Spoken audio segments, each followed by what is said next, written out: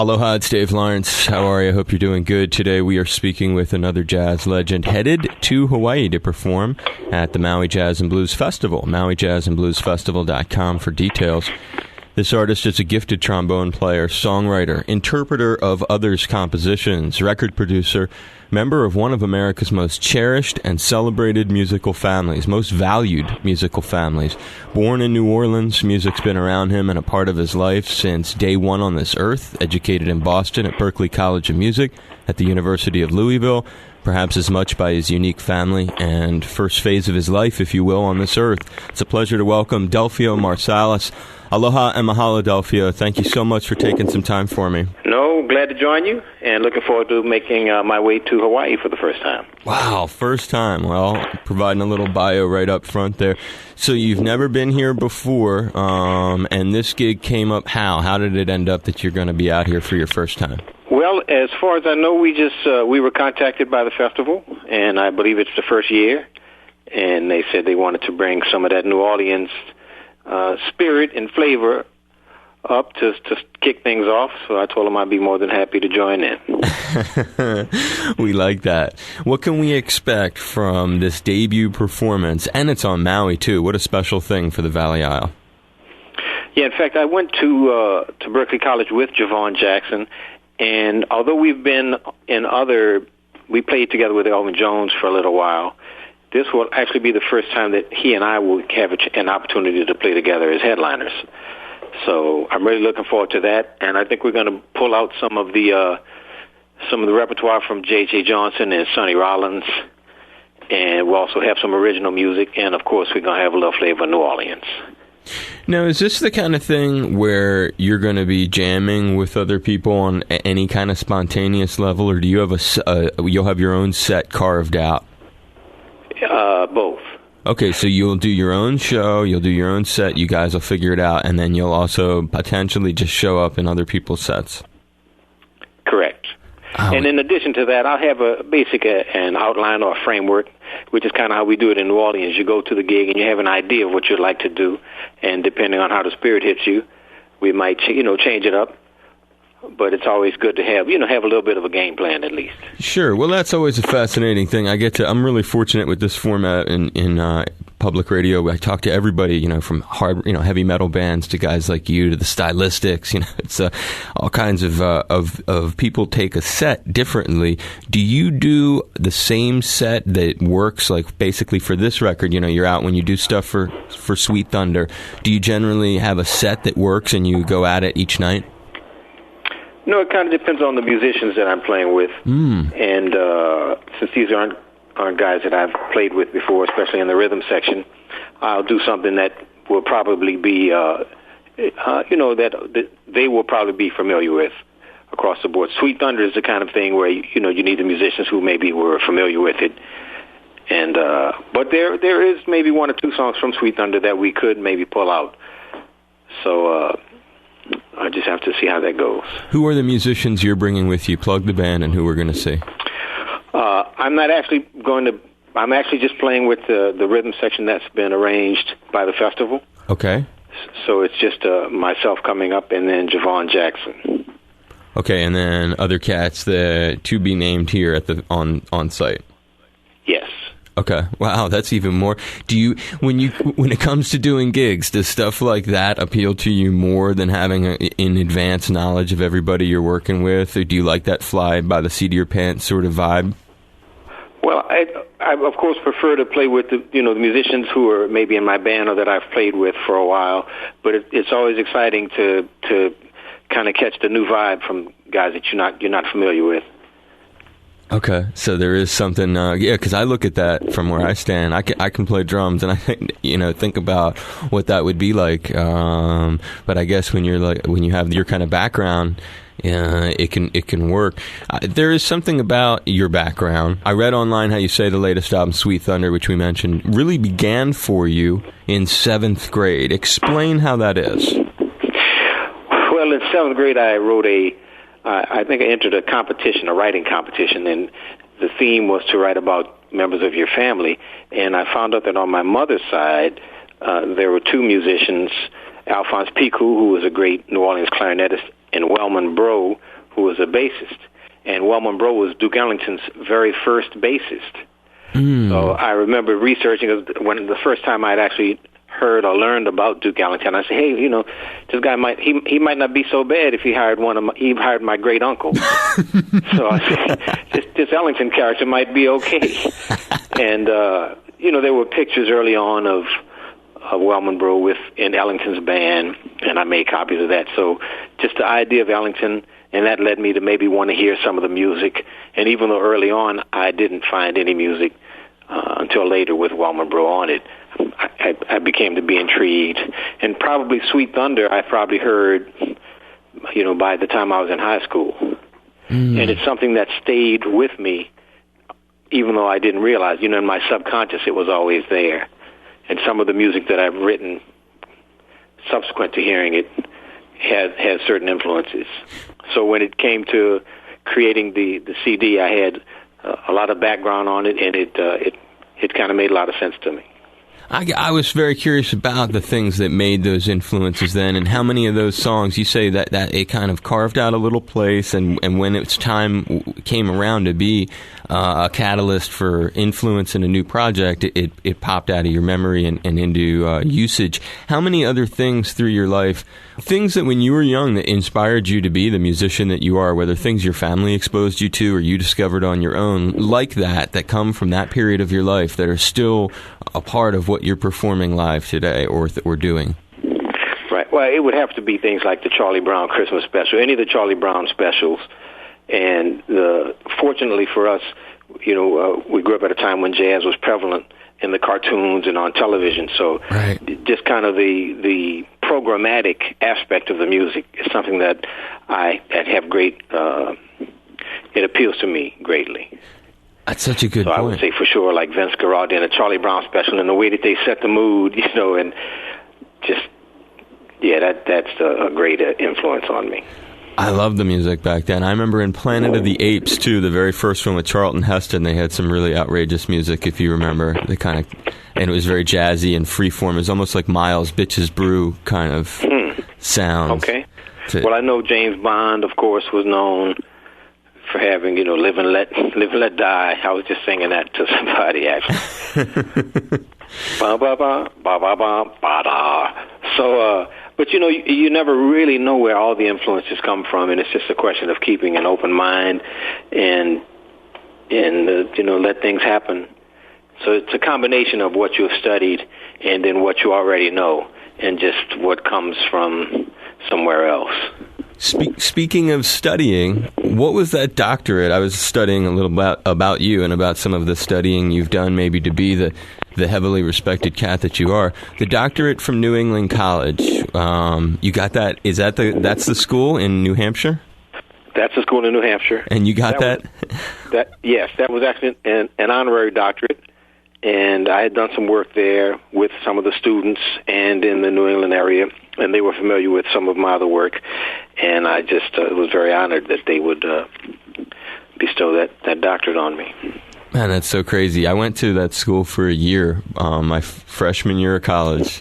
Wow. Yeah, because I went to I ended up being in Boston for 12 years. I went to Emerson, and my best buddy went to Berkeley, and it's just so weird because I remember going on a school trip one time, no joke, I just had to tell you this. From NEC, we went to another school, I forget, like Dartmouth or somewhere in southern New Hampshire, and we saw Winton play in their auditorium or something like that. Wow. Yeah. Okay. Yeah, like they say, it's a small world. It is. Me and you have a little New Hampshire connection, which there you go. I like. Describe some of the lessons. We mentioned Berkeley, that valuable discipline, I'm sure maybe is part of it, but maybe, you'll correct me if I'm wrong. What did you get out of the Berkeley thing when you look back at it? Well, I like Berkeley was very similar to my high school, the New Orleans Center of Creative Arts, in that the teachers treated you as professionals. And it was less babysitting and more, here's the information, here's what you'll need, now go out and do it. Mm-hmm. And I put together a great deal. And there was that, plus the most valuable part of it for me was the peer pressure. Right. The idea of being around guys who wanted to play jazz and were serious on their instrument. And that always influenced and inspired me. And, working in the studio, and I'm trying to make ssure that my recording sounds better than the next students. Yeah. So I've always, and coming from a family of musicians, that always has been an important part of it, kind of what people would consider sibling rivalry. But that kind of competition is always good, and to me it's very important. It's kind of what we're missing today. One of the elements, I think, that the jazz teachers are more afraid of kind of the competition and the results. So they kind of want everybody to just have a good time, and it's going to be okay. But throughout history, we see that, Louis Armstrong was in competition with everyone around him, and that's why he excelled on trumpet. And then Clark Terry, who came along after, and Miles Davis, they were in competition not only with Louis Armstrong, but with Clifford Brown and with Fats Navarro. So, by the late 50s, you have like 4 generations of trumpet players who are all competing against each other. And it's inspiring them. And, Louis Armstrong influenced Miles Davis, but now he's hearing Miles, and that's influencing him. And taking things to new heights. I totally see what you mean. And then versus this PC sort of world we live in where you can't possibly have competition because that means someone loses and then they go home feeling sad or whatever. And so, yeah, well, that's part of it. And I think that on the top level, I know when I'm around Wycliffe Gordon or Vincent Gardner or any of these guys, it's not a disrespectful thing, but we want to showcase what we're doing and let each other know that we're practicing and we're working on something. So it'll be good, to see with Javon Jackson. Of course, it'll be somewhat less because we play different instruments, but there will still be that element where it's like, okay, I haven't seen you in a minute. What you've been working on? Right. Oh, I love that. So that'll be a good thing, You'd be like, bring it, brother, because I'm here. There it is, for sure. I mean, that's a real treat for our audience, too, here in the islands. But back on that tip, I was really, as you were speaking about something there, it brought me back to, I really connected with something you were saying about that sense of competition, because there is, I don't know if they did it back then. Did they used to have those CAF concerts when you were there where all you guys would like put together a show and then play it in the cafeteria on a Saturday night? Oh, at Berkeley? Yeah. Yeah, I think that was right toward the end they started doing those. But that was more the rock guys. Still, were doing that. But thinking of what you just said, honestly, I just have to say, when I used to go over there and see Genesis tributes and Santana tributes, Allman Brothers tributes, Rush tributes, you could see so many talented guys. I mean, you say also they treated you guys like professionals. The people I would go see, those seniors doing those Saturday night tributes to some rock band, fill in the blank here, rock band, they were really incredible musicians. And I got what you were saying about the competition because there would be other cats there watching, yeah? And so, like, all the hot drummers would be watching. This one guy would be there, and so all the badass drummers were standing there on the sidelines, and you had, and you had to pull it off. And that cafeteria, too, because it had 2 levels. I'm kind of trying to describe it for folks. You could make it kind of like a theater, so people could be up on that second level looking down. And checking it out, right? Yeah, right, checking it out in the gallery, if you will. And so whoever was playing, and I saw a lot of different jazz ones, too, by the way. They had a Return to Forever tribute that was nice, a Miles Bitches Brew I saw. So it wasn't all rock, but I know what you mean. Most of them were rock. But I had to bring that to mind because of when you talk about both how you're going to approach the gig here and the competitive spirit with the cats you'll be with, but also that Berkeley thing. I think that must have been instrumental for you. Yeah, well, Berkeley, they had so many people or so many musicians playing different styles, and they were all fairly serious. In fact, anytime I go to a new studio setting or something, I'm always meeting someone that went to Berkeley. So the Berkeley, musicians and the engineers and the producers, they are very serious and heavy in the workforce today.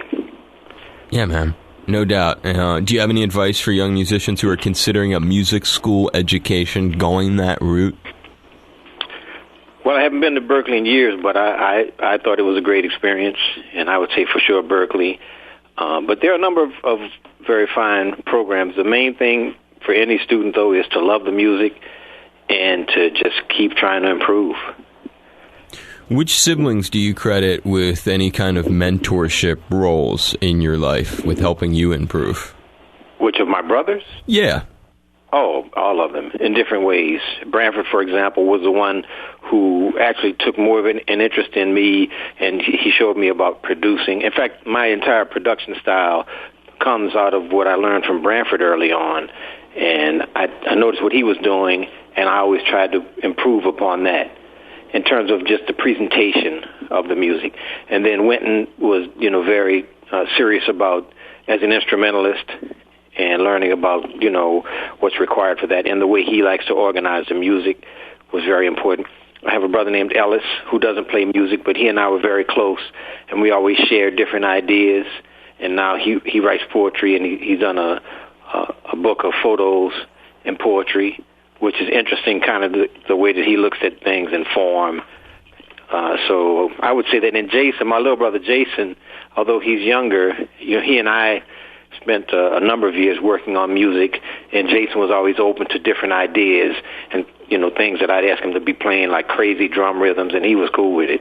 He was like, hey, so I'd say, all my brothers, to some extent, helped me out for sure.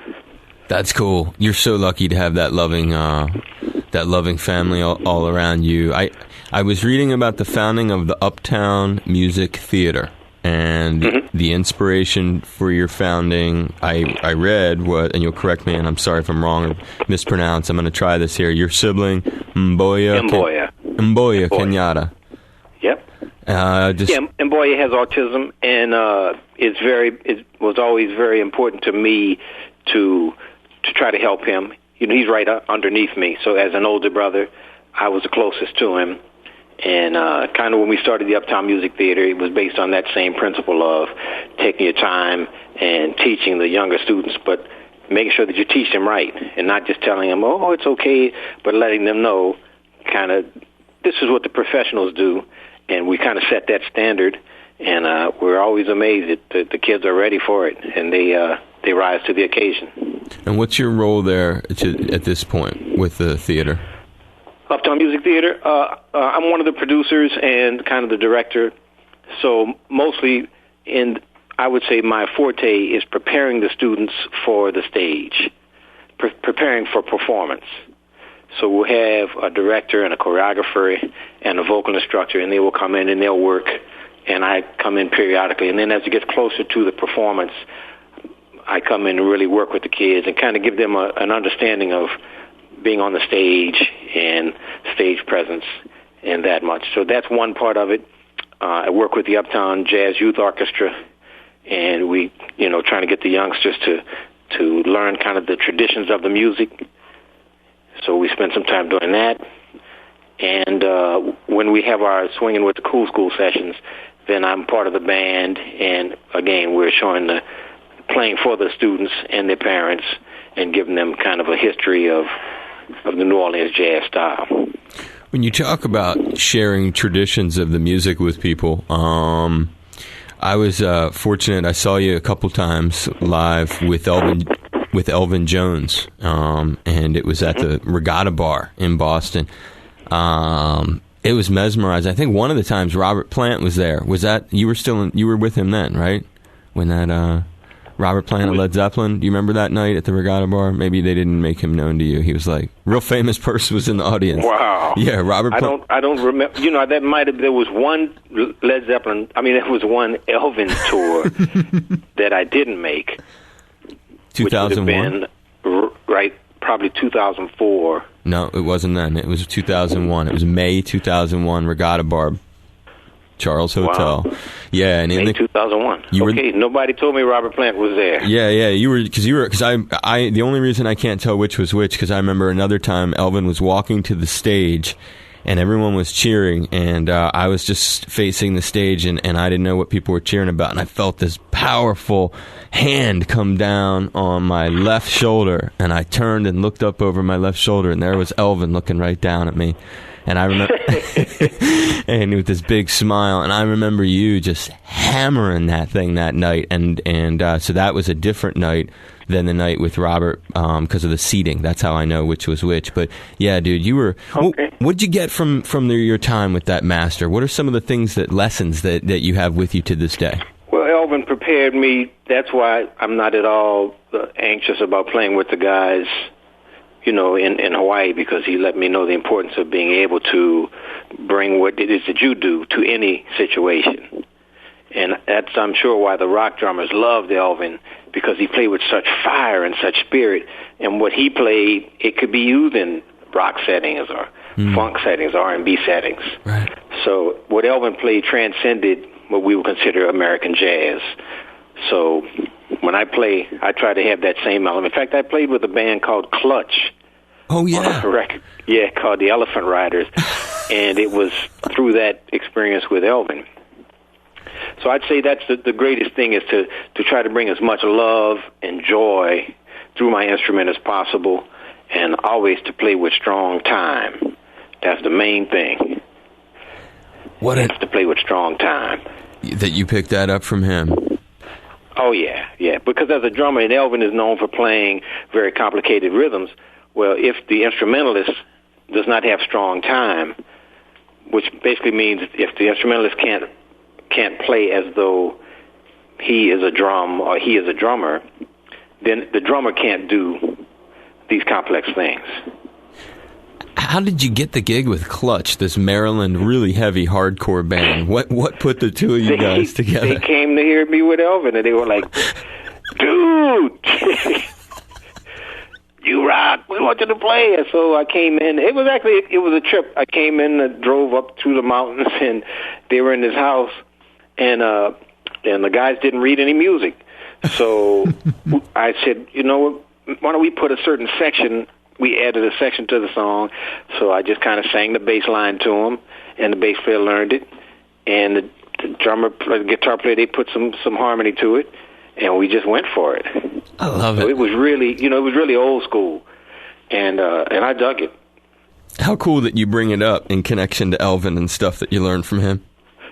Yeah, well, it was because of Elvin. Because, right. I mean, the rock guys have always loved Elvin. In fact, that Stairway to Heaven, I forget who was playing drums on that. John Bonham, my very favorite drummer. John Bonham, that famous John Bonham drum break in Stairway to Heaven.